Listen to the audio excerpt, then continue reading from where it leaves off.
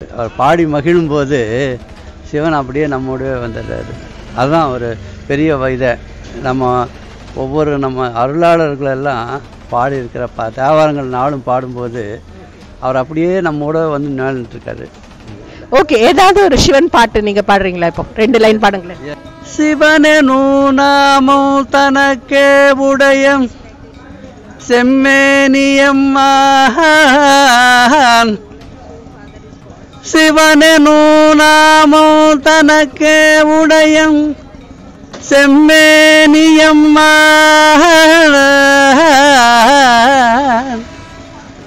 அவன் என்னை ஆட்கொண்டளித்திடுமாகில் அவன் தனையான் பவனெனு நாமம் பிடித்து பன்னாளழைத்தால் இவன் பன்னாள் அழைப்பொழியான் என்று எதிர்படுமே. ரொம்ப ரொம்ப நன்றி. இப்போ இவ்வளோ அன்பா இருக்கீங்க, இப்போ அந்த சிவனே உங்க முன்னாடி வந்து ஒரு வரனை கொடுக்குறாருன்னு வச்சுக்கோங்க, அப்ப என்ன வரன் கேட்பீங்க? அந்த மாதிரி ஒரு கண்டிஷன் கொடுத்தாருன்னா அவர் நமக்கு வந்து எல்லா பொன்னுமை பொருளும் தருவானை போகமும் திருவும் புணர்ப்பனை பின்ன என் பிழையை பொறுப்பானை பின்ன என் பிழையை பொறுப்பானை பிழையலாம் தவிரம் படிப்பானை இன்ன தன்மயனென்று அறிய பொருளாயம்மானை இன்ன தன்மயனென்று அறிய உண்ணாயம்மானை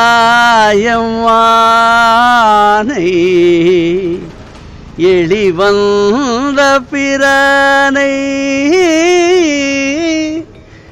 அன்னும் வைகும் வயற்பழனத்தணியாரூரானை அன்னும் வைகும் வயற்பழனத்தணியாரூரானை மறக்கலுமாமே.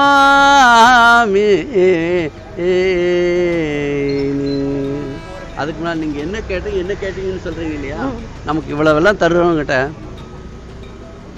வேண்டத்தக்கது அறிவோய் நீ வேண்ட முழுதும் தருவோய் நீ வேண்டும் அயன்மார்க்கு அறியோய் நீ வேண்டும் அயன்மார்க்கு அறியோய் நீ